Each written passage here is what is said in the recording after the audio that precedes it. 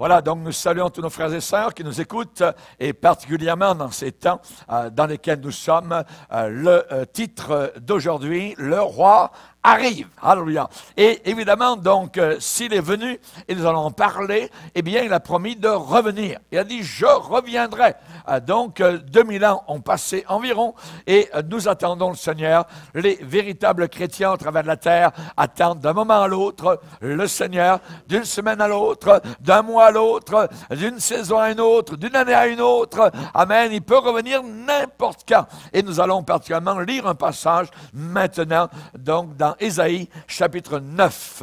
Ésaïe chapitre 9, nous allons lire un passage à partir du verset 1er. Ésaïe chapitre 9, verset 1er. Le peuple qui marchait dans les ténèbres voit une grande lumière. Sur ceux qui habitaient le pays de l'ombre de la mort, une lumière resplendit. Tu rends le peuple nombreux, tu lui accordes de grandes joies. Il se réjouit devant toi comme on se réjouit à la moisson, comme on pousse des cris d'allégresse au partage du butin. Car le joug qui pesait sur lui, le bâton qui frappait son dos, la verge de celui qui l'opprimait, tu les brises, comme à la journée de Madian. Car toute chaussure qu'on porte dans la mêlée et tout vêtement guerrier roulé dans le sang sera livré aux flammes pour être dévoré par le feu. Pour quelle raison? Car, préposition de corrélation qui relie ce qui vient d'être dit à ce qui va être dit. Car un enfant nous est né, un fils nous est donné, et la domination reposera sur son épaule. On l'appellera admirable, conseiller, Dieu puissant, Père éternel, prince de la paix. Donné à l'empire de l'accroissement et une paix sans fin au trône de David et à son royaume, l'affermir et le soutenir par le droit et par la justice, dès maintenant et à toujours. Voilà ce que fera le zèle de l'Éternel des armées. Amen. Alléluia. Seigneur, nous voulons te bénir, nous voulons t'adorer, nous voulons te glorifier, comme nous le ferons pour toute l'éternité. Tu nous as sauvés, Seigneur, dans la mêlée, au milieu du sang, au milieu de la honte, au milieu des clous, au milieu des huées, au milieu des puissants diaboliques de ténèbres. Tu as vaincu à Golgotha. Tu es le héros du calvaire. Et nous voulons te glorifier, te bénir pour ta grande victoire.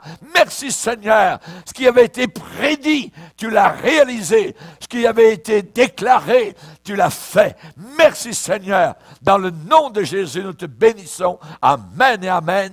Et tout le peuple dit amen. Gloire à Dieu. On peut s'asseoir, frères et sœurs. Alléluia. Le roi arrive. Alléluia. J'aimerais vous parler particulièrement aujourd'hui, évidemment, de Jésus. Ici, dans l'Église de Dieu, le point central, ce n'est pas particulièrement comment puis-je être heureux, comment avoir mon épanouissement personnel, comment avoir du succès. Non, non, non, non. Ici, le centre, c'est Jésus. On parle de Jésus, on ne se lasse pas de Jésus, c'est Jésus le Sauveur, et c'est lui qui est l'optique, je dirais, véritable de l'Église. Il est né dans un petit village au centre du pays, fils d'une femme paysanne sans laquelle, eh bien, il n'y a eu aucune relation sexuelle avec quiconque. Il a grandi dans un autre petit village à l'extrémité nord du pays. Jusqu'à l'âge de 30 ans, il a travaillé dans le métier de charpentier. et pendant 3 ans de ministère, il a été un prédicateur itinérant. Mais cependant, il n'a pas voyagé plus loin qu'environ 200 kilomètres de son lieu de naissance. Et là où il allait habituellement, c'était à pied qu'il s'y rendait. Il n'a eu absolument aucun rôle politique. Il n'a jamais écrit un seul livre. Il n'a jamais acheté une maison. Il n'a jamais fondé une famille. Il n'est pas allé au collège ou à l'université. Il n'a jamais mis les pieds dans de très grandes villes. Et cependant, il y eut un homme qui était Dieu en chair et en os. Oui, il y eut un homme qui était Dieu en chair et en os. Il n'a jamais fait aucun grand ouvrage, vous le savez, les choses que parmi les hommes nous associons habituellement à la grandeur. Il n'a jamais possédé aucun diplôme de créance, sauf sa propre personne.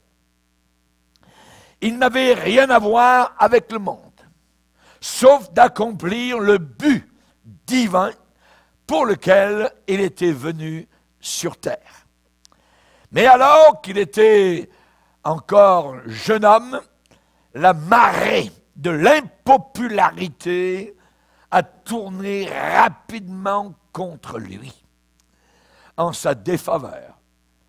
La plupart de ses amis se sont éloignés et se sont enfuis loin de lui. L'un d'eux l'a renié devant une servante et il est allé pleurer amèrement. Un autre l'a trahi, l'a livré à ses ennemis et est allé se pendre. Puis, il est passé par la moquerie d'un tribunal et il a été accusé de mort, cloué sur une croix romaine entre 2 grands brigands de grand chemin. Et alors même qu'il était en train de mourir, ses bourreaux d'exécution ont tiré au sort pour obtenir la seule chose qui lui appartenait encore dans ce monde. Oui, c'était sa tunique. Une tunique sans couture, d'un seul tissu depuis le haut jusqu'en bas.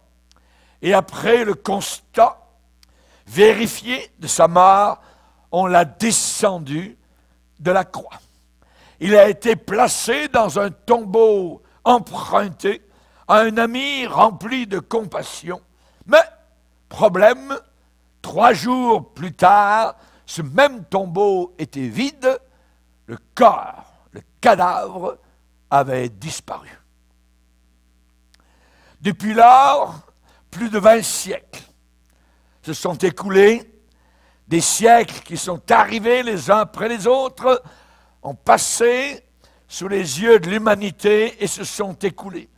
Et maintenant encore, au XXIe siècle, il est le centre de toute la race humaine. Il est notre chef, il est notre leader, il est notre conducteur, il est la pierre d'angle sur laquelle le destin éternel des hommes repose ou bascule. Et je pense que je n'ai pas tort. Non, pas du tout. Je pense avoir raison en disant que toutes les armées du monde actuel marchant sur leurs drapeaux flottants, tous les navires de guerre et les armadas qui ont navigué sur les océans, tous les corps gouvernementaux, législatifs qui se sont réunis, tous les rois, les reines, les princes, les princesses, les barons, les baronnes, les ducs et duchesses, les premiers ministres, les présidents qui ont régné, tous ces gens-là mis ensemble n'ont pas réussi à influencer et à affecter la vie des hommes sur terre avec autant de force et de vigueur que la vie unique de ce seul homme unique. Oui, oui, il y eut un homme. Pilate a dit devant la foule, « Je ne trouve aucune faute en lui. » Il a dit, « Que ferai-je de Jésus? » Les démons ont dit, « Nous savons qui tu es. » Et aujourd'hui, cet homme Dieu te dit, « Viens à moi. Je vais te sauver. » Dis-lui, « Seigneur, tel que je suis, je viens à toi. Pardonne-moi. Guéris-moi. Sauve-moi. » Il y a un père, un papa juif, qui était en colère et qui a déclaré à un rabbin qui donnait des cours privés à son enfant. En colère, il lui a dit, « N'enseignez plus à mon fils les prophéties d'Ésaïe. Voulez-vous faire de lui un chrétien? » Ce qui veut dire que dans le prophète Ésaïe, il y a beaucoup de choses concernant le salut et le christianisme. Le Christ est caché dans les plis et les replis du prophète Ésaïe. 700 ans, c'est beaucoup, 7 siècles. Eh bien, la naissance royale du Messie a été déclarée. Comment la chose allait arriver? Au travers d'une jeune fille totalement vierge. Ésaïe 7,14 prédisait, « C'est pourquoi le Seigneur lui-même vous donnera un signe miraculeux. » On va la lire, la prophétie. Ésaïe 7, verset 14. « C'est pourquoi le Seigneur lui-même vous donnera un signe. » La Bible, lorsqu'elle parle de signe, elle parle toujours de miracle, quelque chose d'un signe miraculeux. Voici, a dit Jésus, les signes qui accompagneront ceux qui auront cru, les miracles. Ils imposeront les mains aux malades, les malades seront guéris, ils parleront de nouvelles langues, ils chasseront les démons. Ce sont les signes qui appartiennent au véritable christianisme. Et ici, 700 ans avant que la chose n'arrive, il est dit dans Ésaïe 7,14, « C'est pourquoi le Seigneur lui-même vous donnera un signe. Voici la jeune fille. » Et ce mot « jeune fille », dans l'original hébraïque, c'est la jeune fille vierge. La jeune fille vierge deviendra enceinte. C'est un miracle. C'est totalement un miracle. Elle enfantera un fils et elle lui donnera le nom d'Emmanuel. Maintenant, si nous prenons cette prophétie, le verset 14, nous avons dans le Nouveau Testament Matthieu. Matthieu identifie la prophétie d'Ésaïe avec la naissance de Jésus. Lisez avec moi Matthieu, chapitre 1er. Matthieu, chapitre 1er, au début de votre Nouveau Testament. Et le verset 22. Tout cela arriva afin que s'accomplit. Ça veut dire afin que se réalise ce que le Seigneur avait annoncé par le prophète. Voici la Vierge, la jeune fille vierge, sera enceinte. Elle enfantera un fils et on lui donnera le nom d'Emmanuel, ce qui signifie Dieu avec nous. Jésus, c'est Dieu avec nous. Alléluia. Que Dieu soit béni. Si nous avons vu sa naissance royale à partir d'une jeune fille totalement vierge, la Bible enseigne d'où viendrait-il? Viendrait-il d'un palais royal? Viendrait-il de bâtiments avec des colonnades magnifiques et glorieuses, avec, je dirais, un parquet de saphir? D'où viendrait-il? Eh bien, là aussi, Ésaïe nous parle de son origine, d'où il viendrait, de la basse classe. De la basse classe. Ésaïe 11, verset 1er. Ésaïe 11, verset 1er. Puis un rameau, notez ce mot, rameau, sortira du tronc d'Isaïe, et un rejeton naîtra de ses racines. Ici, on parle de rameau, on parle de rejeton. Rejeton. Voyez, ça veut dire que la maison d'Isaïe, ce n'est pas le prophète, c'est la maison d'Isaïe, la maison de Jessé aussi, c'est la maison de David en réalité. Eh bien, à ce moment-là, était presque terminée, était presque achevée, finie, elle était en train de disparaître, et la maison de David, au moment où Jésus est né, eh bien cette maison de David était comme une bouture, comme une pousse, comme une branche, une petite branche qui restait, voyez, mais c'est de cette branche qu'allait venir le Messie, alléluia. Rejetons branche. En hébreu, c'est la même racine que Nazareth. Nazareth. Que peut-il sortir de bon de Nazareth? Rappelez-vous ce qui a été dit au début de l'Évangile.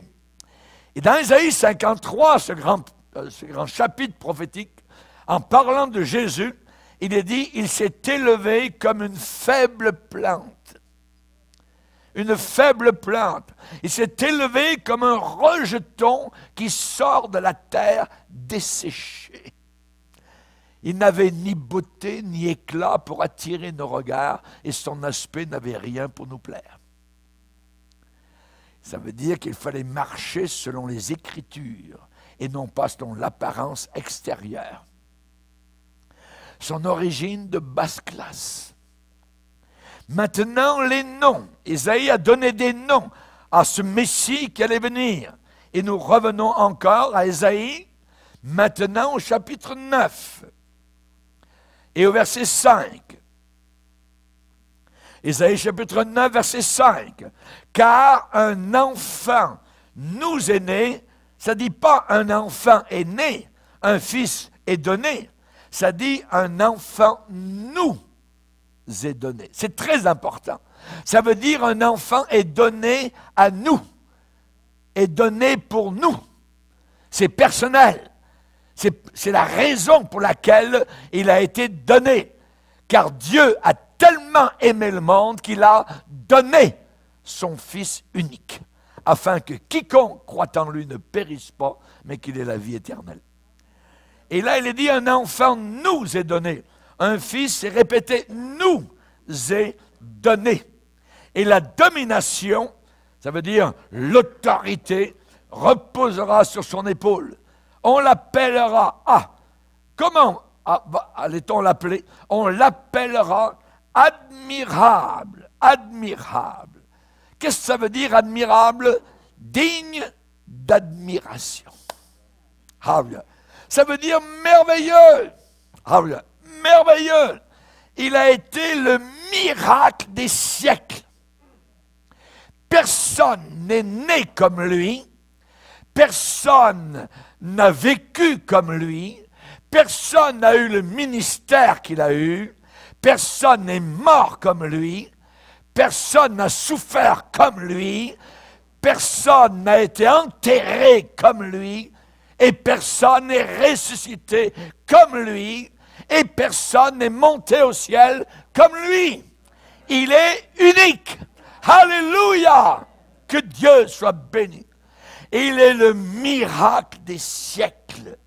Dans sa naissance, dans son caractère, dans son ministère, dans sa mort, dans sa résurrection, dans son ascension, dans sa sagesse, dans sa pureté, dans sa perfection. Il a pu dire à toute sa génération et au travers des couloirs des siècles, « Qui de vous me convaincra de péché? » Cherchez. Cherchez un péché en moi. Cherchez une tâche en moi. Et il n'y en a aucune. Les hommes ont cherché. Les hommes ont essayé de trouver. Ils n'en ont pas eu. Alors ce qu'ils ont fait, ils se sont moqués. Et on sait que la moquerie, c'est l'argument des faibles. Lorsqu'on n'a pas de raison, lorsqu'on n'a pas vraiment de point solide d'appui, alors on se moque. On l'appellera admirable, merveilleux. Un jour, il a chassé un démon muet. Et quand le démon est sorti de la personne, le muet s'est mis à parler. Et il est dit que la foule était dans l'admiration. Ils l'ont admiré. Et si j'avais été là, je l'aurais aussi admiré. Alléluia. Merci Seigneur. Quel amour! On l'appellera admirable. Les gens revenant des rencontres, des rassemblements, ils rassemblaient des foules, les gens se parlaient entre eux et ils disaient, il fait tout à merveille. Il fait tout à merveille. Lorsqu'il est arrivé à Jéricho, il a pardonné, il a sauvé un homme élevé dans l'échelle sociale qui travaillait avec le gouvernement en place, un homme appelé Zachée. Et quand il est sorti de Jéricho, il a sauvé un homme de la basse classe, le plus bas possible, un mendiant, Bartimée, qui se trouvait à la sortie de la ville de Jéricho. Ce qui veut dire que le Seigneur est capable de sauver depuis le plus haut de l'échelle sociale jusqu'au plus bas de l'échelle sociale et tous ceux qui se trouvent entre. Alléluia. Merci Seigneur. Que Dieu soit béni. La plupart d'entre nous, nous venons de ces milieux-là et nous bénissons le Seigneur. Amen. Alléluia. Que Dieu soit glorifié. On l'appellera admirable, admirable. On se rappelle un jour, le père de Samson a été averti qu'il allait avoir un fils qui serait rempli du Saint-Esprit et qui ferait des prodiges en Israël pour délivrer le peuple de la botte madianite. Et lorsque Manoach a vu cet homme-là venir vers lui, il lui a dit « Comment t'appelles-tu? Quel est ton nom ?» Et la réponse « Manoach, pourquoi demandes-tu mon nom? Il est merveilleux. Mon nom est merveilleux. Je m'appelle merveilleux. Alléluia. Alléluia. Rappelez-vous Jacob luttant avec l'ange. Alléluia. C'était le Seigneur Jésus. Alléluia. Il luttait. Et Jacob, à la fin, lui a demandé quel est ton nom? Et le personnage a répondu, pourquoi demandes-tu mon nom? Et il le bénit là. Alléluia. Ce nom est un nom qui bénit. Jésus est un merveilleux don. Alléluia. Vous avez reçu des cadeaux à Noël. Vous avez donné des cadeaux à Noël. Alléluia. Mais Dieu nous a donné le plus beau des cadeaux. Amen. Pourquoi? Parce que premièrement, ce cadeau est parfait. Est parfait. Alléluia. Vous avez eu votre cadeau et vous avez essayé le manteau. Tout ça. Ah, c'est pas parfait, ça ne me va pas. Vous avez remis ça dans le sac et vous allez le porter donc pour en avoir un autre un peu mieux. Parce que le cadeau n'était pas parfait. Voyez? Ou alors peut-être vous avez eu un cadeau et vous êtes réjoui de ce cadeau pendant une semaine. Hein, ça a été merveilleux tout ça. Puis ensuite, bon, on s'est habitué tout ça. Hein, j'aimerais quelque chose de mieux. Ça veut dire que le cadeau que vous avez eu n'a pas été parfait. Tandis que le cadeau de Dieu est parfait. On ne retourne pas, amen, le reporter pour avoir quelque chose de mieux. Alléluia. Nous avons le cadeau de Dieu, le don ineffable de Dieu. Amen. Et ce cadeau ne vieillit pas. Amen. Votre cadeau peut vieillir, peut se casser que vous avez reçu. Mais le cadeau de Dieu ne vieillit pas. Le cadeau va rester toujours parfait. Pour toujours, toujours, toujours. Ça fait 50 ans que j'ai ce cadeau dans ma maison. Alléluia. Alléluia. Dans mon cœur. Et je m'en satisfais encore aujourd'hui parce qu'il est parfait. Il est parfait. Alléluia. Le cadeau du Seigneur. Pourquoi demandes-tu mon nom? Il est merveilleux. Jésus est merveilleux dans sa grâce qui sauve. Amen. Il t'a sauvé. Si tu n'es pas encore sauvé, il va te sauver parce que tu vas l'invoquer. Quiconque invoquera le nom du Seigneur sera sauvé. Amen. Sauvé. Ce mot est important. On peut savoir dès ici-bas si l'on est sauvé ou perdu. Le purgatoire n'existe pas, donc il n'y a que deux éventualités, ciel ou enfer. Et je ne veux pas aller dans les flammes éternelles. Alors le Seigneur a envoyé la bouée de sauvetage, le cadeau ineffable, et je l'ai saisi, et je suis sauvé, aussi simple que cela puisse paraître. C'est la seule éventualité que l'on peut faire ici-bas sur terre, pendant le peu de temps que nous avons. Parce que ce qui nous attend, c'est l'éternité. Et j'aimerais vous dire, en passant, ça dure longtemps. Très longtemps. Pour toujours et à perpétuité. Et je ne jouerai pas à la roulette russe ici-bas sur cette terre par rapport à mon salut. Je ne braderai pas mon salut. Je ne reporterai pas mon salut. Je le garde précieusement parce que tu as gardé ma parole. Je te garderai aussi jusqu'à la fin, a dit le Seigneur Jésus. Alléluia. Merci Seigneur. La compassion du Seigneur. Il est merveilleux dans ses dons de compassion. Regardez le petit cortège qui s'en va au cimetière. C'est une maman, elle avait un seul fils, elle avait perdu son mari, c'était une veuve, il lui restait un seul fils, et maintenant, il vient de mourir. Et là, il y a eu le cercueil, et il y a eu les pleureuses à la maison. Il a fallu porter le corps de la maison jusqu'au cimetière. Et là, on s'en va d'un pas lent jusque vers le cimetière. Mais voilà que arrive de la vallée en bas de Naïn un autre cortège. Et là, il y a de la joie, ça part fort, tout ça. Jésus est à la tête. Et il dit, arrêtez le cortège de la mort. Tout le monde pose le cercueil par terre. Et Jésus dit, jeune homme, lève-toi. Go! Les gens n'en reviennent pas. Les porteurs, je dirais, laissent tomber à terre. Amen. Le cercueil, le cortège de la vie vient de rencontrer le cortège de la mort. Et qui a la victoire? Les ténèbres ou la lumière? Jésus ou le diable? La vie ou la mort? Amen. Alléluia. Que Dieu soit glorifié. Que Dieu soit béni. Alléluia.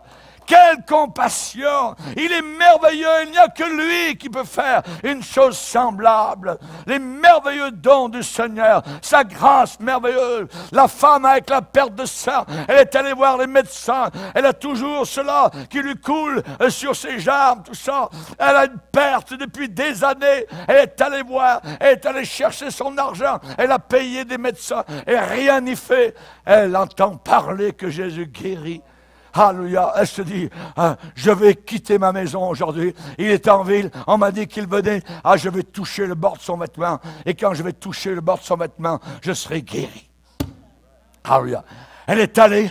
La petite bonne femme, elle a fait son chemin. La foule était serrée, compactée autour de Jésus. Elle a joué un peu des coups d'ici et là. Elle est passée par en dessous. Finalement, elle était juste là. Elle a touché le bord, juste le bord. Paf! En un instant, elle a senti dans son corps la puissance de Dieu. L'a visité, la tête aux pieds. Elle était guérie, elle le savait. Jésus s'est retourné et a dit, qui m'a touché? Il y avait une foule compacte autour de lui. Qui m'a touché? Car j'ai senti une vertu sortir de moi. La puissance de guérison sortir de Jésus-Christ. Jésus est un puits de guérison. Il est un puits de compassion. Il est un puits de lumière. Il est un puits, alléluia, pour nous apporter la satisfaction à quelqu'un qui a soif et qui désire trouver la réalité de la vie ici-bas sur terre. Pourquoi suis-je sur terre? Qu'est-ce que je fais sur terre? Où est-ce que je m'en vais? Jésus est la réponse. Et il n'y en a pas d'autre. Et il n'y en a pas d'autre. À quel autre irions-nous qu'à toi? C'est toi, Seigneur, qui as les paroles de la vie éternelle. La petite bonne femme a été guérie. Alléluia. Un homme est tout nu au milieu des cimetières. Il habite la région de Gadara. Les démons sont en lui, il rage. La nuit, les gens rentrent leurs enfants dans les maisons parce qu'il peut se balader dans les rues. Il crie tout ça. Il est complètement nu, il est échevelé. On lui a mis des chaînes et les démons cassent les chaînes d'acier. Il est possédé littéralement par une légion de démons. Et il vit là-bas, un peu plus loin dans le cimetière. Mais le jour où Jésus a passé dans la ville, il est allé vers le cimetière. Alléluia. Il a fait face aux puissants diaboliques et il les a chassés. Alléluia. Et l'homme est dans son bon sens. L'homme est allé s'habiller. L'homme maintenant est assis. Il n'a plus besoin de chaînes. Il sourit. Alléluia. Gloire au Seigneur. Il a remis un peu en place ses cheveux parce que les démons sont partis de lui. Merci Seigneur, il n'y a que lui, il n'y a que Jésus qui est capable d'avoir une compassion semblable. Jésus, le merveilleux cadeau du ciel. Il a la puissance pour guérir. Il a la puissance pour baptiser dans le Saint-Esprit. Jean-Baptiste a dit, moi, je vous baptise dans l'eau pour vous amener à la repentance. Mais celui qui vient après moi, lui, il vous baptisera du Saint-Esprit et de feu.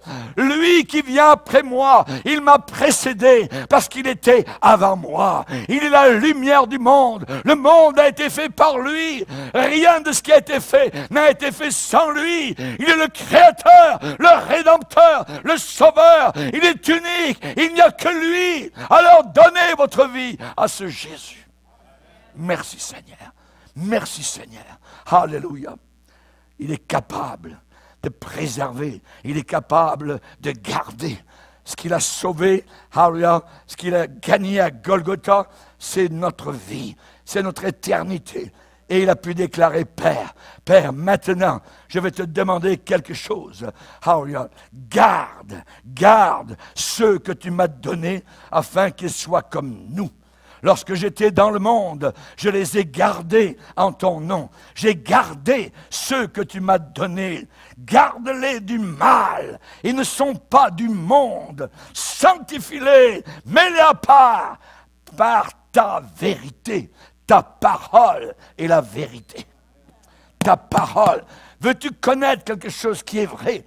Dans le monde de fake news, alléluia, nous avons la vraie bonne nouvelle, alléluia, gloire au Seigneur, alléluia. Les anges du ciel ont dit aux bergers, nous vous annonçons une bonne nouvelle.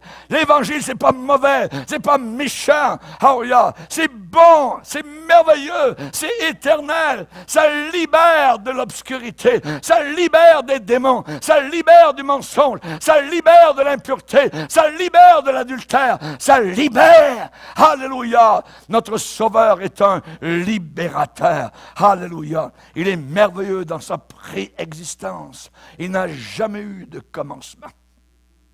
Quand la Bible parle de commencement, c'est le commencement du monde, le commencement de la terre. Alléluia. Mais Jésus n'a jamais eu aucun commencement. Il a pu dire, avant qu'Abraham fût, je suis. Avant qu'Abraham, t'as pas encore 50 ans, et tu dis que tu existais avant Abraham. Ils ont bien compris. Il dit oui, j'ai existé avant qu'Abraham fût. Merci Seigneur. Il est admirable, admirable, il est merveilleux. Alors, on l'appellera admirable, merveilleux. On l'appellera conseiller. Conseiller. Je n'ai pas besoin des psychologues dans l'Église, parce que j'ai le conseiller, avec un C majuscule. Alléluia. Merci Seigneur. On l'appellera conseiller. Qu'est-ce que la Bible dit? Qu'est-ce que le livre de Dieu déclare? Il est admirable dans son conseil. Grande est sa sagesse. Grande est sa sagesse. Heureux l'homme qui ne marche pas selon le conseil des méchants. Le conseil des méchants est très mauvais. C'est un poison. Heureux l'homme qui ne marche pas sur le conseil des méchants, mais qui trouve son plaisir dans la loi de l'Éternel et qui la médite jour et nuit. Alléluia. C'est le livre pour savoir comment fonctionne notre vie sur la terre. Comment fonctionne un mariage, comment fonctionne notre vie, comment fonctionne notre mort, comment fonctionne notre éternité, comment fonctionne, amen, toutes les choses de Dieu. C'est le livre de Dieu. Si vous avez une machine à laver, vous avez un livre qui vous est donné pour savoir comment fonctionne la machine à laver. Ah. Et nous avons un livre pour savoir comment fonctionne cette vie sur la terre. Et les gens disent Dieu, Dieu, Dieu, tout ça. Ils ne regardent jamais la Bible, tout ça. Oh, la Bible, c'est un livre des hommes, mais ils ne l'ont jamais lu. Voyez. Oh, c'est les hommes qui l'ont écrit, mais ils ne l'ont jamais regardé, ils ne l'ont jamais ouvert. Voyez. Conseiller, conseiller. Alléluia. Il est plus grand que tous les conseillers. Il est capable de nous diriger et il peut nous aider avec n'importe quel problème. N'importe quel. Et il n'y a rien à son épreuve qui ne puisse pas régler, qui ne puisse pas solutionner. Il est le Tout-Puissant. Les gens ont dit, jamais homme n'a parlé comme cet homme. Ils avaient raison. Les huissiers voulaient, je dirais, l'arrêter, envoyé par les gens religieux. Arrêtez-le, c'est terrible, il fait des ravages, tout ça, ce Jésus, tout ça. Alors ils ont envoyé des huissiers. Donc ils étaient habilités à arrêter les gens. Les huissiers l'ont écouté. Ils ont eu la bouche belle, le menton est tombé. Ils sont retournés vers les accusateurs. Ils ont dit, jamais homme n'a parlé comme cet homme. Jamais. On ne l'a pas arrêté. Jamais homme n'a parlé comme cet homme. Jésus dit, je suis venu dans le monde comme une lumière, afin que quiconque croit en moi ne demeure pas dans les ténèbres, ne reste pas dans l'obscurité, dans l'ignorance. Jésus a été fait pour nous sagesse, justice, sanctification et rédemption. Pour nous, encore, la même expression, un fils nous a été donné. Un enfant nous est né. C'est pour nous. Alléluia. Je t'instruirai, je te montrerai la voie que tu dois suivre. Je te conseillerai, j'aurai le regard sur toi. Savons-nous écouter les conseils du Seigneur? Nous allons vers les hommes, on prend le téléphone. Hein? Ouais. Qu'est-ce que tu me conseilles? Ils ne sont jamais allés vers le Seigneur pour lui demander son conseil. Et alors on prend ensuite des mauvaises décisions, surtout dans le domaine des fiançailles et du mariage. Il est très important dans ce domaine-là de demander le conseil du Seigneur. Ce n'est pas ce que nous pensons, ce que nous voulons, c'est ce que lui veut. Les vrais mariages sont faits au ciel. C'est Dieu qui dit, un tel, un tel. Il faut demander au Seigneur son conseil.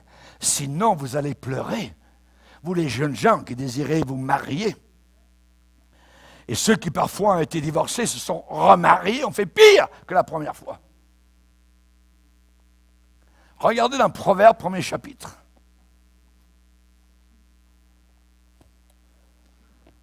Proverbes, premier chapitre.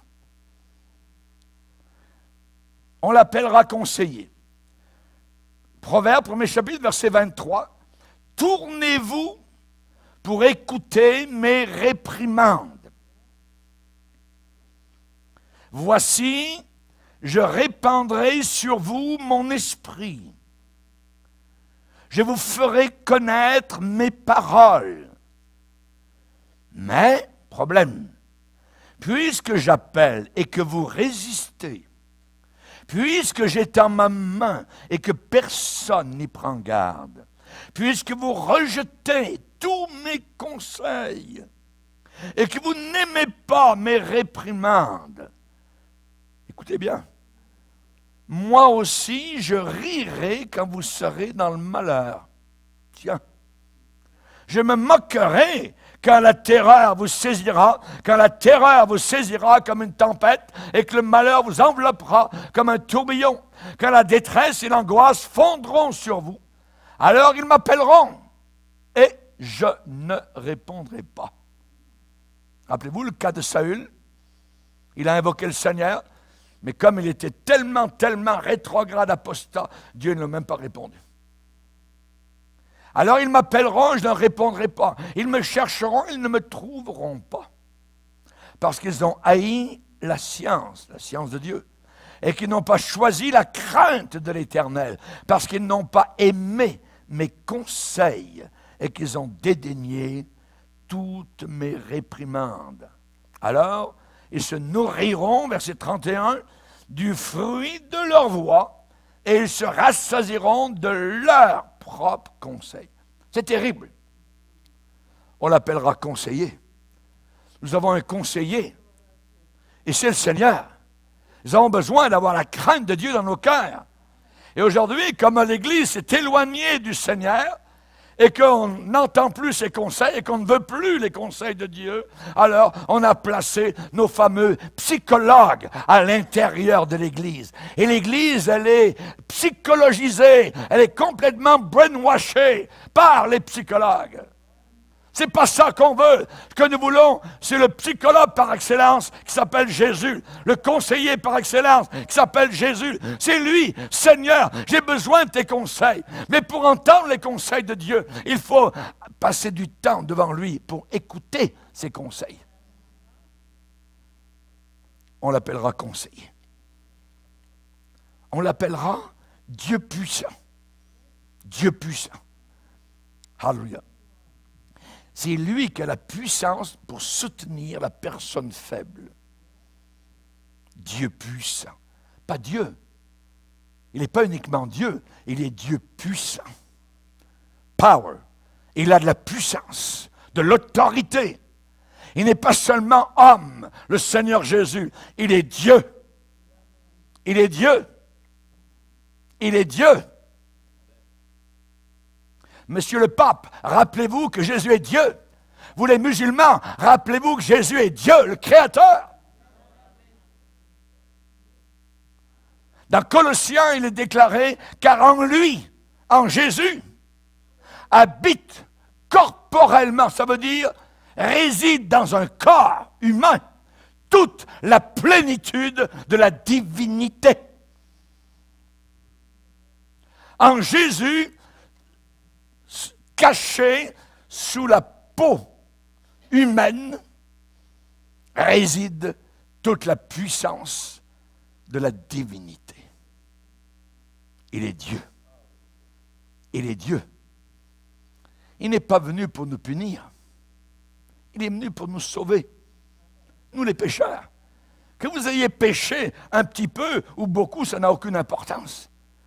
S'il y avait quelqu'un qui avait beaucoup péché, c'est le brigand à côté de Jésus à la croix. Et la journée même, il s'est retrouvé au paradis, dans le palais de gloire. Parce qu'il avait gagné son ciel, parce qu'il a... Non, parce qu'il avait seulement cru en Jésus, à côté de lui.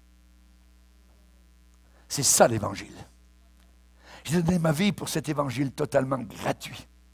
La religion, c'est gagne ton ciel. Il faut que tu fasses des efforts pour...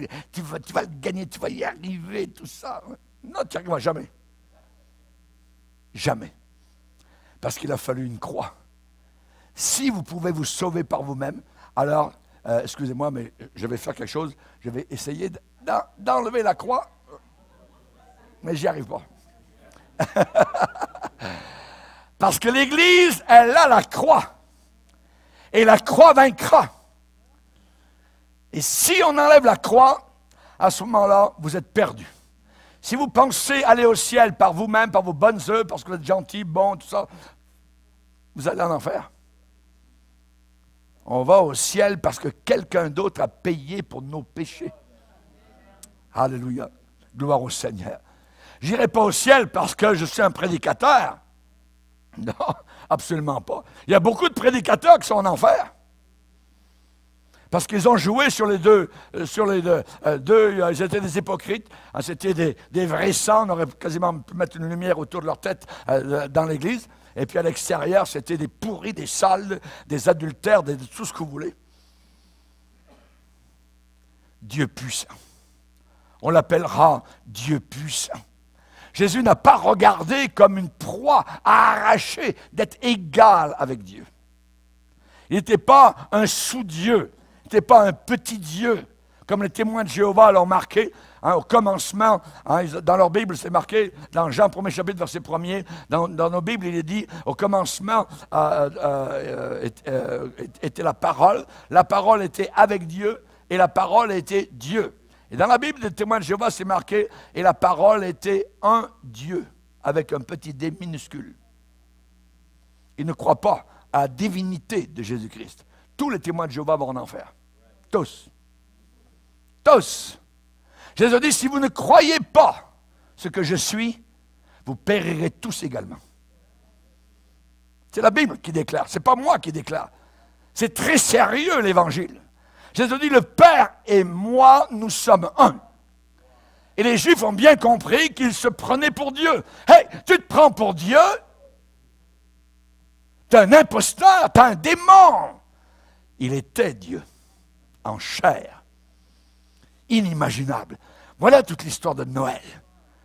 Merci Seigneur. Quand Thomas, après sa résurrection, a vu Jésus, je peux le voir en train de se mettre à genoux devant lui et de lui dire, mon Seigneur et mon Dieu. Jésus n'a pas dit, hey, tu vas un peu trop loin, je ne suis pas Dieu, ne m'adore pas. Non, j'ai dû accepter l'adoration. Il est Dieu. Il est Dieu. On l'appellera Père éternel. Jésus n'est pas le Père. Voyez? Il est le Fils, mais on l'appellera Père éternel, pas Père. Père éternel. Les adjectifs sont inspirés par le Saint-Esprit. Ça veut dire Père de l'éternité.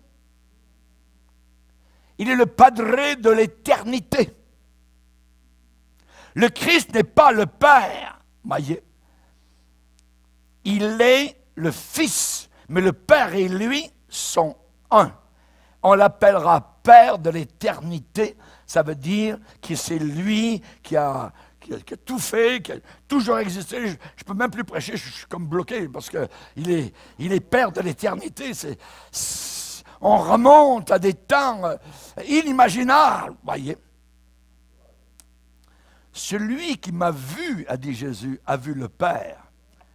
Jésus n'était pas le Père, mais il a voulu dire, celui qui m'a vu a vu comment le Père agit, comment est le Père, comment agit le Père, comment aime le Père, comment juge le Père. C'est la même chose pour moi. Par lui, toutes choses ont été créées. Jésus, il n'est pas un sous-dieu, il n'est pas un grand prophète, il n'est pas un grand exemple à suivre. Il est Dieu, dans toute sa plénitude. Dans toute sa plénitude.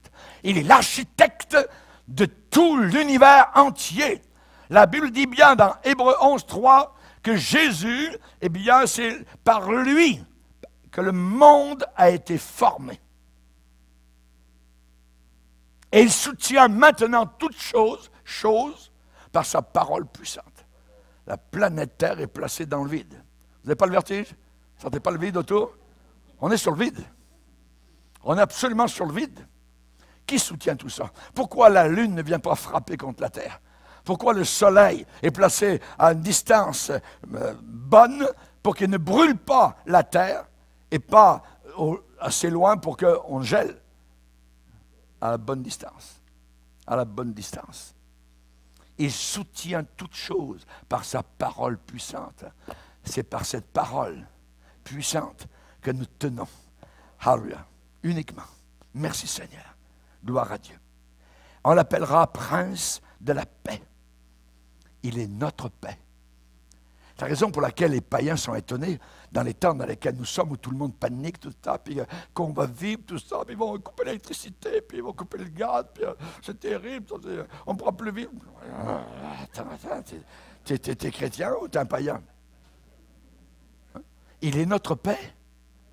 Il est notre paix. Est-ce que le mot paix ne veut plus rien dire? Être en paix, c'est quelque chose d'être en paix. Vous voyez? Il garde notre paix. Comment? Par sa parole et par son esprit. Il la garde. Alléluia. Nuit de paix. Oh, nuit de paix. Il est venu apporter ici-bas la paix pour ceux qui l'acceptent. Pour ceux qui l'acceptent uniquement. Mais pour les autres, la guerre. C'est autre chose. Il n'y aura pas de paix sur terre. Les gens attendent la paix. Nous attendons Jésus. Il revient dans un temps comme le nôtre. Comme le nôtre. À Jérusalem, quand il est venu la première fois, personne ne l'attendait. Ils avaient les Écritures. Ils ont vérifié. Quand les mages sont arrivés, ils ont dit, oui, le Messie, à quel endroit de ça? Ils ont regardé. Les scribes ont dit, Monsieur le roi Hérode, nous avons bien regardé les Écritures. Le Messie doit naître à Bethléem. Ils avaient raison. Mais personne ne s'est dérangé. Personne. Personne n'a bougé. Personne. Oui. Aujourd'hui, on sait qu'il va revenir à n'importe quel instant.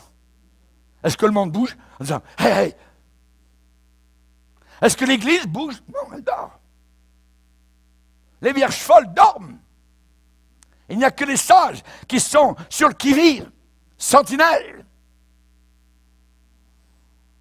Prince de la paix, il revient. Personne ne peut avoir la paix sans Jésus. C'est impossible. Et j'aimerais vous relire un passage qui le dit très bien dans les Saintes Écritures, encore dans le prophète Ésaïe, chapitre 57, et le verset 20 et 21. Il est dit, mais les méchants sont comme la mer agitée qui ne peut se calmer et dont les eaux soulèvent la vase et le limon. Il n'y a pas de paix pour les méchants, dit mon Dieu. Qui sont les méchants? Il y a des gens très gentils qui sont méchants. Quelle est leur méchanceté? Ils ne veulent pas croire la Bible. Ils ne veulent pas croire ce que Jésus a accompli sur la croix du Calvaire. Il n'y a pas de paix pour les méchants. Heureux l'homme qui ne suit pas le conseil des méchants, des incrédules. Les méchants sont comme la mer agitée, on comprend ça très très bien, qui ne peut se calmer, qui ne peut pas se calmer, et qui ne se calmera jamais, parce qu'ils sont agités par les puissances diaboliques des ténèbres. Personne ne peut avoir la paix sans Jésus. Impossible. La Bible déclare que le Seigneur a voulu, par Jésus, réconcilier avec lui-même tant ce qui est sur la terre que ce qui est dans les cieux, en faisant la paix par Jésus, par le sang de la croix. Par le sang de la croix. Quand Jésus était cloué sur la croix, ses deux mains étaient là, clouées, pendant des heures. C'était pour nous réconcilier avec le Père. D'une main, il tenait ta main, et de l'autre, celle du Père, pour nous réconcilier sur son corps, sur son sang. La réconciliation. La réconciliation. À la croix, il y a deux choses qui se sont embrassées. La justice, parce que le péché, le salaire du péché, c'est la mort. Et la miséricorde se sont embrassés à la croix du Calvaire. Et c'est le plus beau mélange que l'on peut jamais imaginer pour que nous puissions entrer tous ensemble comme un troupeau sous la houlette et le bâton du Seigneur dans la gloire éternelle. Merci Seigneur. Alléluia. Pas de pessimisme, mais il faut voir les choses en face. Dans ce monde, de plus en plus, il y aura de la détresse, il y aura de l'obscurité, il y aura de sombres angoisses, selon Ésaïe chapitre 8, des temps difficiles de la fin, Paul en a parlé, hein, et il est dit, comme l'éclair vient soudainement, il est dit, toutes les tribus de la terre se lamenteront, car elles verront venir sur les nuées des cieux le Fils de l'homme. Oh, ça sera trop tard. Ça sera trop tard. Actuellement, il y a la nuit, c'est bas sur cette terre, qui va s'épaissir de plus en plus. La nuit de la maladie, un mal qui ronge. La nuit de la politique. Nos leaders des nations sont frappés de folie actuellement. Et les nations attendent leur sort. La nuit du péché. Il y a des vies qui étaient promises à la joie. Et voilà qu'il y a eu les ténèbres, de l'alcool, du viol, du manque, je dirais, de justice, d'honnêteté. Il y a eu la drogue, le vol, ainsi de suite. C'est la nuit, hein? Le désespoir. On s'enfonce actuellement comme génération de plus en plus. Les situations de foyers qui s'effritent, des enfants qui tournent mal, des bonheurs qui sont avortés, des projets qui sont ratés. Il y a des bourses qui sont vidées, des gens qui n'ont plus de force, plus de courage, et on les aide à mourir. C'est abominable comme génération. Mais, et lisez avec moi en terminant, Ésaïe 8, 23. Ésaïe 8, 23. Et on lira le verset 22 précédent. Puis il regardera vers la terre. Et voici, il n'y aura que détresse, obscurité et de sombres angoisses. Il sera repoussé dans d'épaisses ténèbres. Mais les ténèbres ne régneront pas toujours sur la terre où il y a maintenant des angoisses.